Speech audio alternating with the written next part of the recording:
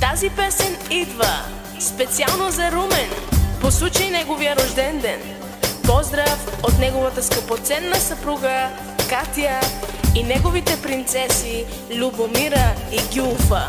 Яшаме ромеске, леле патронеске, овсимо генерали, меча венко родато крали. Яшаме ромеске, леле ме патронеске, овсимо генерали, меча венко родато крали.